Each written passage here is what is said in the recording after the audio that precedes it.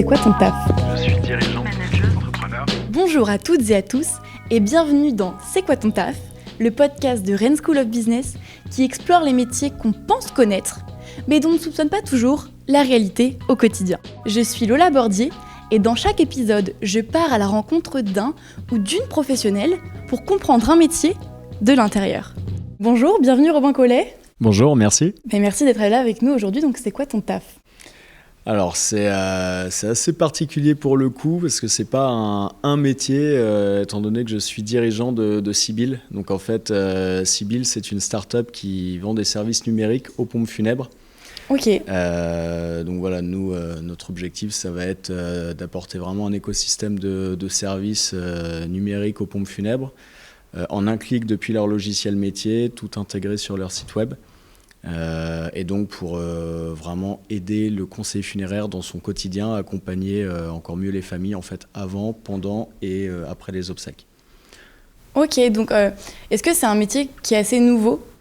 Alors, qui est nouveau, pas forcément, je dirais du grand public peut-être. Dans le secteur, je suis loin d'être le premier. Pour vulgariser, souvent, je dis que je suis un mix entre une agence digitale et un CRM pour pompes funèbres. Ok. Il y a de très beaux acteurs qui sont en place, hein, donc je suis pas du tout le premier, mais par contre, c'est vrai que pour le grand public, on a toujours l'impression que les pompes funèbres sont restées très à l'ancienne. Alors, je dis pas que c'est faux pour toutes, mais en tout cas, voilà, je suis pas le premier, mais on a encore plein de belles choses à faire. Donc est-ce que, alors toi, au niveau de tes études, tu as fait un parcours un petit peu dans l'informatique, je sais pas comment on pourrait dire, mais comment tu as pu te spécialiser là-dedans ? Qu'est-ce qui t'a amené à ça, en fait ? Alors moi, totalement par hasard, pour le coup, comme beaucoup dans le funéraire, hein, c'est si vous avez un jour l'occasion de discuter avec des personnes du milieu, en fait, beaucoup sont tombés dans le funéraire par hasard. Il y en a pour qui c'est une vocation dès le début, mais moi, en tout cas, c'était totalement par hasard. En fait, j'ai fait mes études à Rennes School of Business. J'ai fait un IBPM et puis après un master MSI Innovation Entrepreneuriat.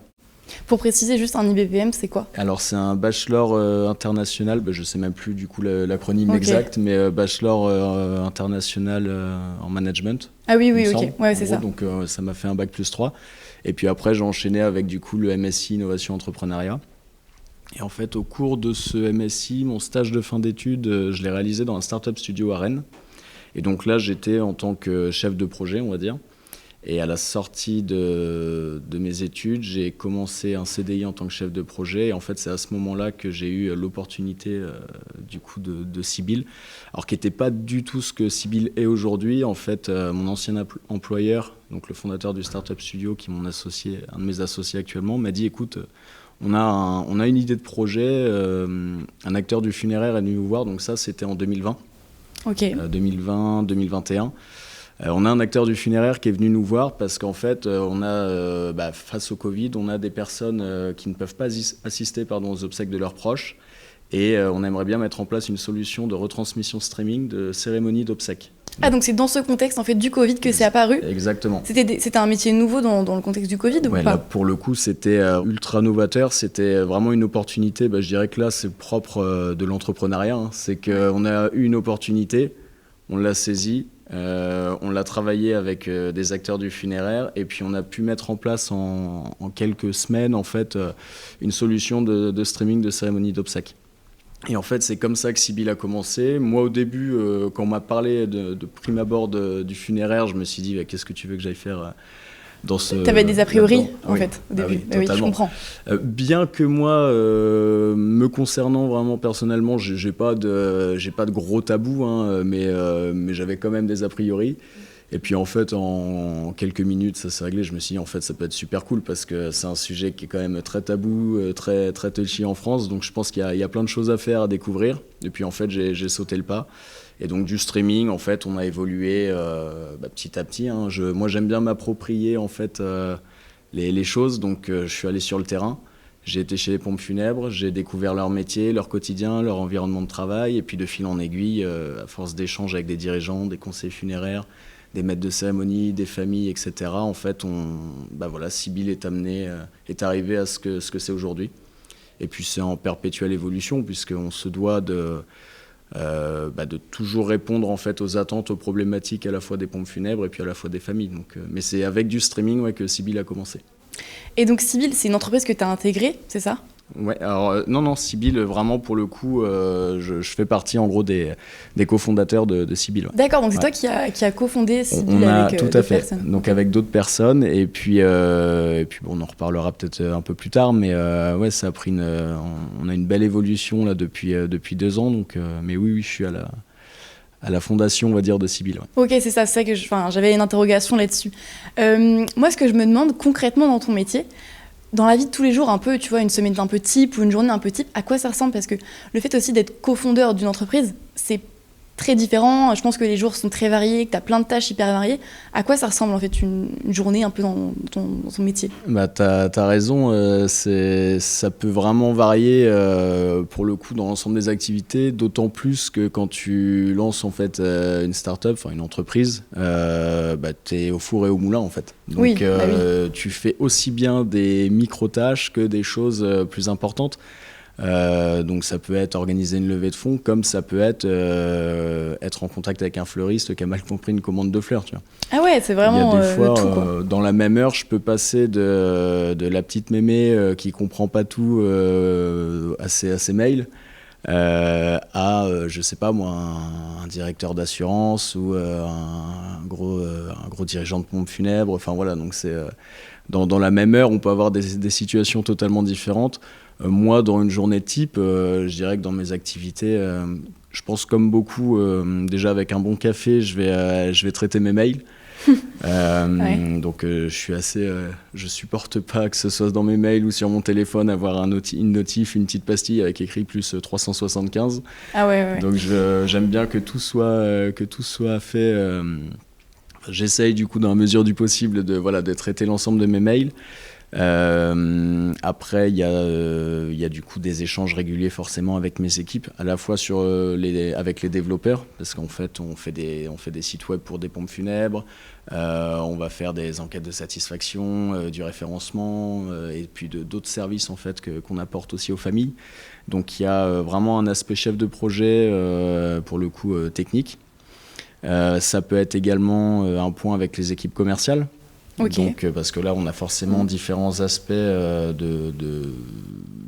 différents aspects commerciaux en fait. Donc, ça peut être de la prospection automatisée, du démarchage téléphonique, du travail avec un plateau d'appel pour démarcher les prospects, du suivi de relations clients beaucoup, parce qu'on est dans un secteur qui est très particulier dans le sens positif du terme, parce qu'il y a beaucoup d'humains. L'humain en fait prime surtout, et y compris entre professionnels.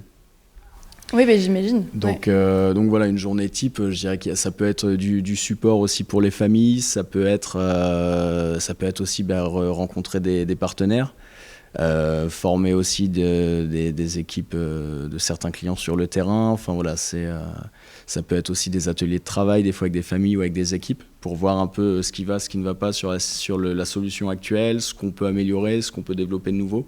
Parce que du coup, vous travaillez et avec on peut dire les acteurs des pompes funèbres, et avec les familles. En fait, on est vraiment en B2B2C, c'est-à-dire que nous, notre client, c'est le pompe funèbre.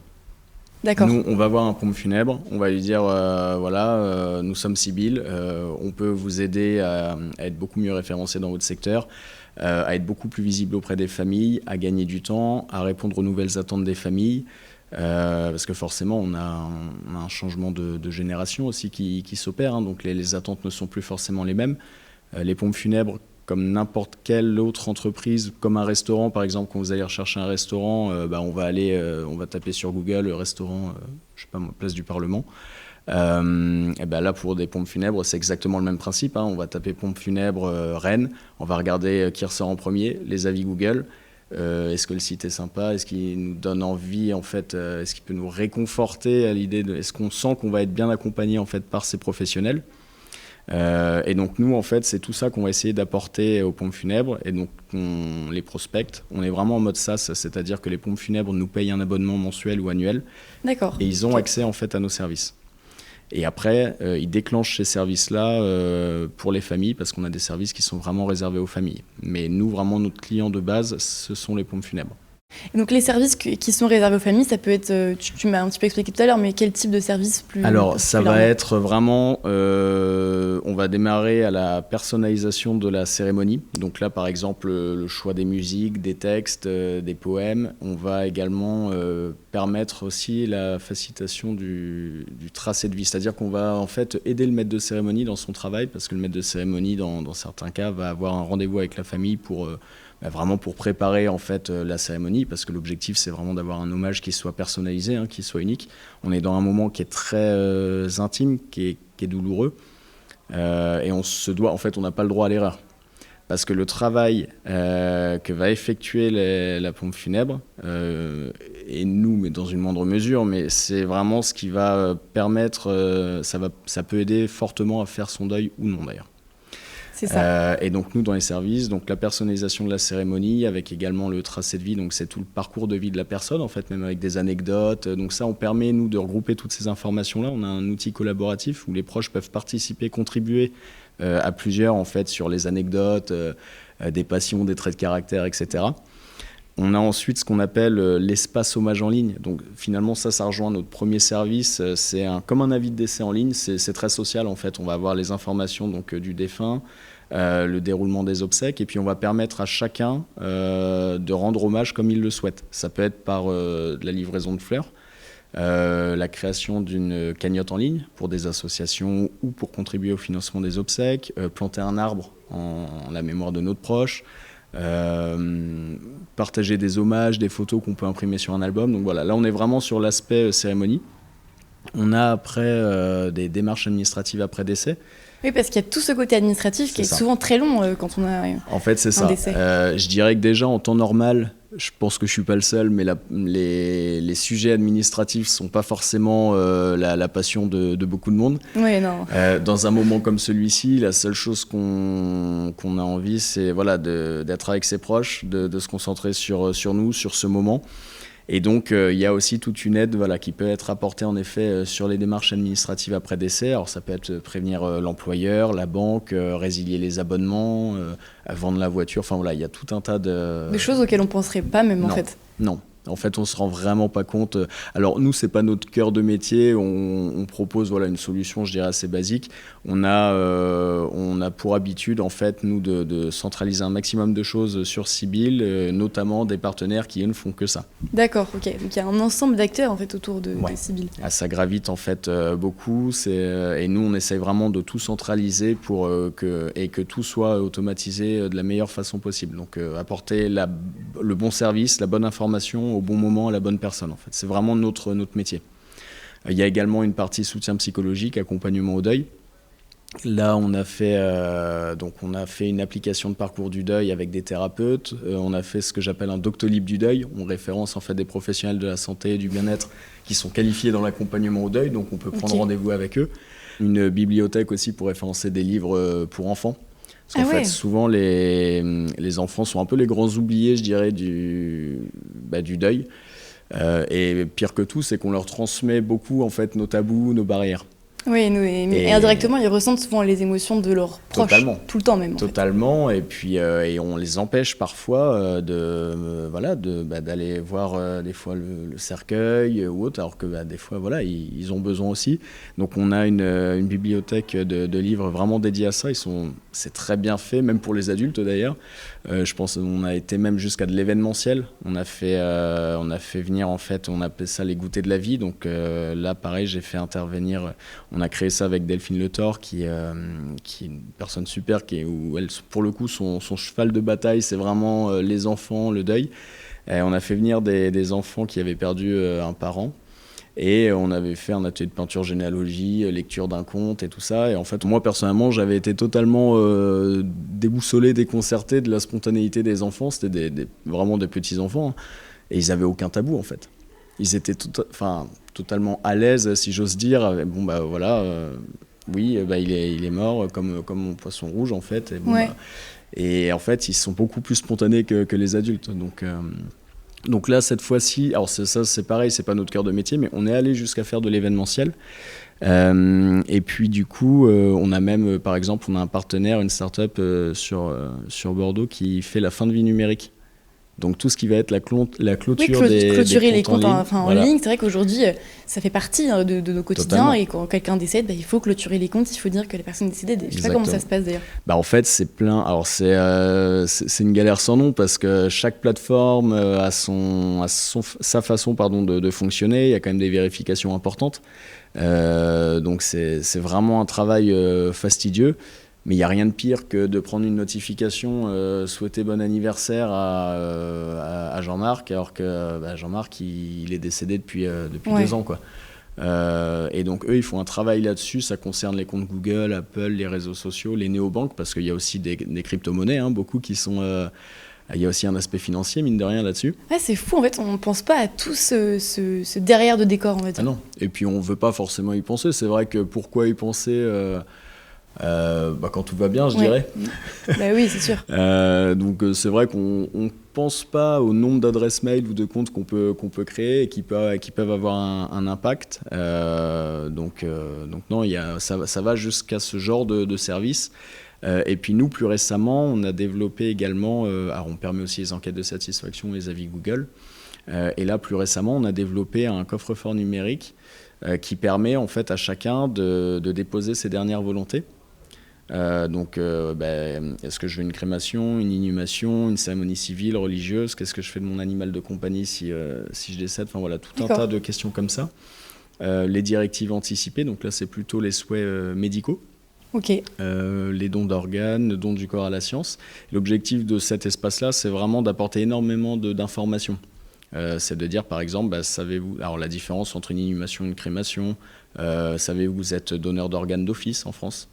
On est vraiment dans... parce qu'on part du principe que pour briser un petit peu ce tabou, on a besoin... Alors ça passe par les enfants, les nouvelles générations, clairement.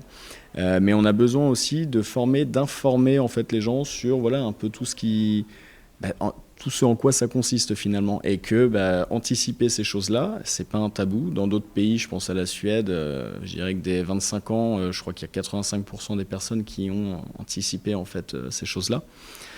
Ça peut éviter énormément de conflits. Parce que quelqu'un décède, les frères et sœurs ne sont pas d'accord, un veut une crémation, l'autre une inhumation, des différences de choix, ça peut mener à des conflits assez importants. Ouais. Est-ce que, donc, dans ce cadre-là, est-ce que vous avez un lien ou pas avec les notaires pour les héritages, etc. Est-ce que vous travaillez aussi avec eux ou pas? Alors, moi, personnellement, non.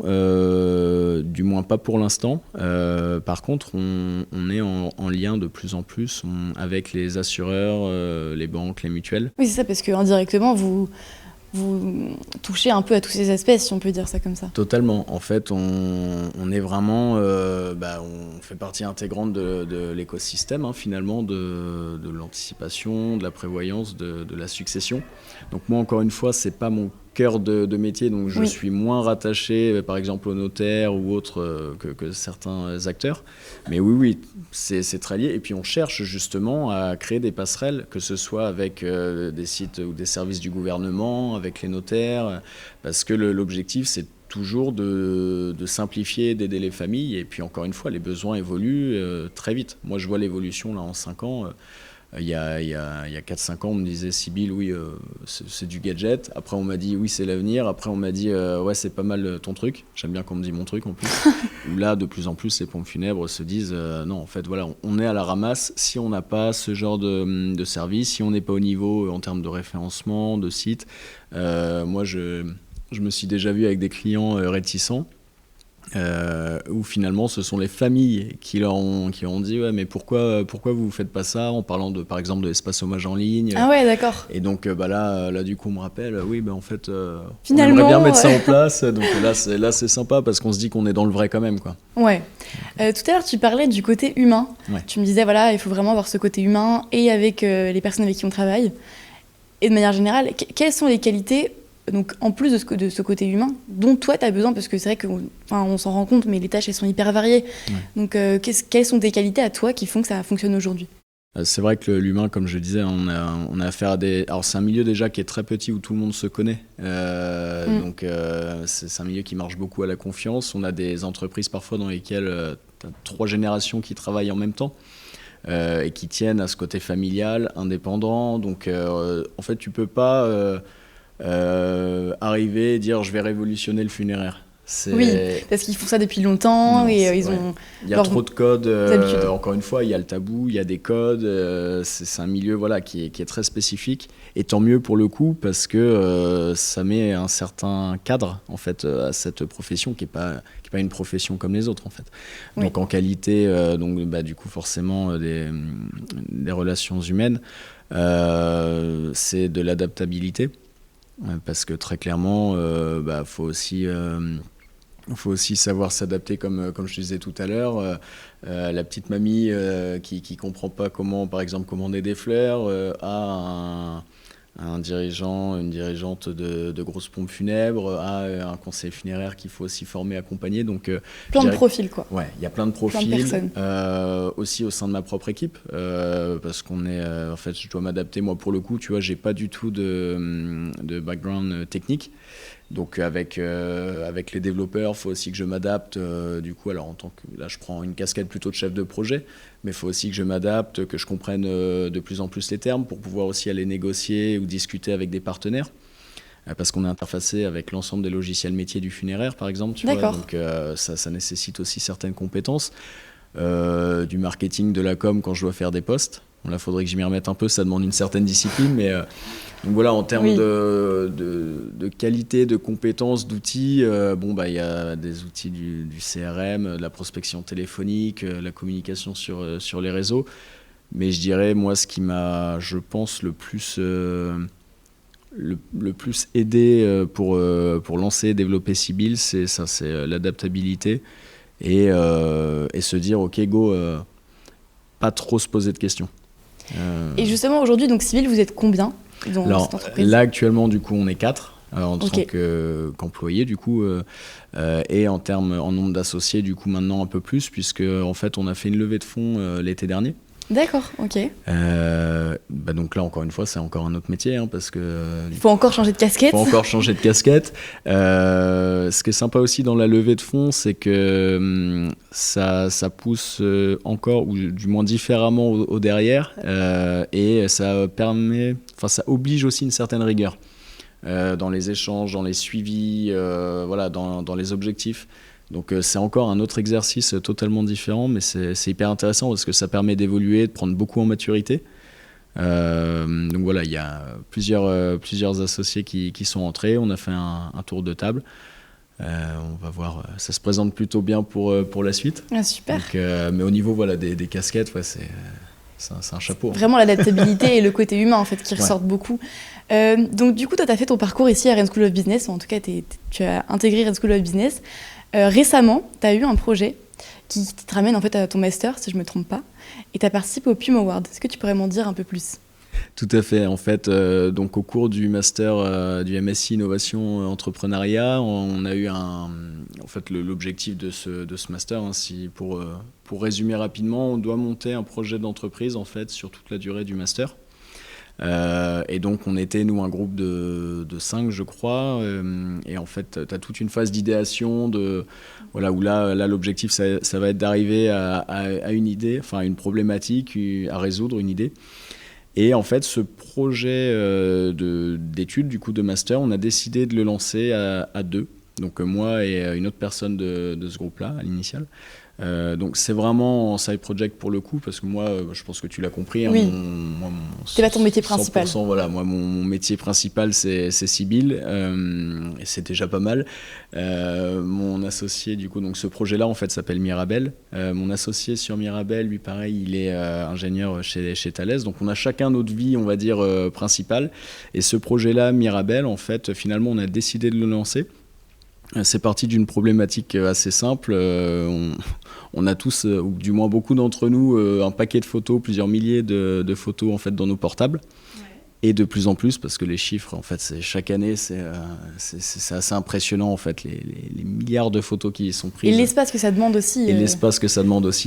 Et donc nous, en fait, on s'est dit, en fait, c'est chiant en fait de trier ces photos. Les solutions, par exemple d'IA ou autres, sont pas forcément personnalisées parce qu'une photo, c'est très subjectif. Une photo, tu vas prendre une photo, par exemple, tu as une vieille photo de ta grand-mère, tu vois, en photo imprimée, je veux dire. Tu vas la prendre en photo objectivement, elle va pas être belle, elle va être peut-être pixelisée, sombre, mais pour toi, elle va être hyper importante. Tu vois, c'est compliqué aussi de ce point de vue-là. Et en fait, en travaillant dessus, on a découvert une troisième problématique qui est en fait, l'empreinte carbone des données numériques. Ouais, c'est ça aussi. Il y a tout ce côté, cet enjeu écologique derrière, quoi. C'est ça. Et donc, nous, on s'est dit comment on peut répondre à ça. Et donc, c'est comme ça qu'on a eu l'idée de créer une application, donc Mirabel, une application mobile, en fait, qui va te permettre plusieurs choses. Tu vas avoir une IA, on part d'une IA, ce qu'on appelle nous l'IA objective, donc l'IA généralisée de Mirabel qui va venir classer tes photos, donc les doublons, les plus belles photos, les photos à vérifier. Et puis toi, en fait, tu vas venir, plus tu vas interagir, donc tu vas pouvoir fusionner tes doublons par exemple, et tu vas pouvoir supprimer ou garder des photos. On a un système de swipe un peu comme sur Tinder, tu vois, pour aller plus vite. Et en fait, plus tu vas interagir, tu vas avoir une petite mascotte un peu comme un Tamagotchi qui va représenter ton IA personnalisée. Et plus tu vas alimenter en fait cette petite mascotte, plus elle va grandir comme un Pokémon, et plus ton IA en fait Mirabel va venir personnaliser selon tes goûts, tes préférences. D'accord. Donc tu pars de l'IA générale où en fait on va dire la photo de ta grand-mère du coup que tu as prise sur la photo elle est pas belle, non, finalement on sait que cette personne-là elle est importante. Et avec derrière tout un aspect de gamification, donc gagner des récompenses, développer des niveaux, et puis tout un aspect vraiment sur l'impact numérique, l'impact écologique des données numériques. Alors bien que ça reste entre guillemets relativement faible comparé à d'autres données numériques, mais sur le nombre et si c'est stocké en doublon sur des clouds et tout ça, ça a un petit effet, mais c'est surtout pour sensibiliser le grand public à tout ça, je dirais. Donc vous étiez deux à travailler là-dessus, ouais. Vous avez participé au PUM Awards, ouais. Et vous avez fini 2e, c'est ça ? On a fini 2e. Plus récemment, c'est une autre victoire qu'on a fêtée parce que on a réussi du coup avec BPI France à avoir une subvention, une bourse French Tech. D'accord. Sur tout cet aspect justement d'IA personnalisé à chaque utilisateur. Ok, super. Donc voilà, encore une autre étape de franchise, je dirais. Donc là, c'est pareil en fait avec Mirabel en side project. Enfin, c'est encore d'autres casquettes puisque finalement, on est sur des typologies de projets et d'activités du coup totalement différentes parce qu'il faut savoir aussi bosser un peu en pointillé. Enfin, donc c'est encore totalement différent avec des prestataires pour le coup et non pas avec des employés. Et donc voilà, on a franchi cette nouvelle étape et pour le coup, ça nous ouvre d'autres portes sur le modèle B2B. Oui, encore plus là. Un nouveau business model vraiment en B2B où là, pour le coup, on sort du grand public. On va pouvoir en fait répondre à des entreprises qui ont énormément de photos, des besoins de tri, de catégorisation et vraiment de pouvoir leur développer des IA personnalisées à leur secteur. D'accord, et écoute, je te remercie Robin d'être venu aujourd'hui. Merci à toi pour l'invitation. Est-ce que tu voudrais nous laisser un petit mot de fin ? Je ne sais pas sur quoi tu voudrais conclure, peut-être parler de ton métier, un petit mot de fin là-dessus. Alors un petit mot de fin, concernant le funéraire, c'est pas glauque et franchement, n'ayez pas de tabou par rapport au funéraire, au contraire, c'est très important de lever un peu ce voile sur ce sujet-là. De sensibiliser un peu aussi, on parlait des enfants tout à l'heure. Exactement. Et puis, sinon, d'une façon générale, quand vous le pouvez, si vous le pouvez, honnêtement, si vous avez des choses, des projets en tête, n'hésitez pas. Nous, on s'est fait recaler plusieurs fois sur Mirabel, sur d'autres sujets. Sur Sibyl également, ne lâchez pas, n'hésitez pas, en fait. Réalisez, en fait, vos projets. Et vous posez pas toujours trop de questions. Faut foncer en fait des fois. Parfois faut foncer. En fait voilà, c'est ça. Le petit mot de la fin, ce serait franchement parfois, faut pas hésiter, foncez. Et puis au pire, posez-vous vraiment la question de savoir ce que vous risquez si ça marche pas en fait. Ok. Écoute, merci Robin d'être venu. Merci à toi et puis très bonne journée. Merci, au revoir. Au revoir. Merci d'avoir écouté C'est quoi ton taf ? Si cet épisode vous a plu, pensez à vous abonner sur votre plateforme préférée et à partager autour de vous. Ce podcast est une production Rennes School of Business avec la collaboration de ses étudiants. À très vite pour un nouveau métier à découvrir.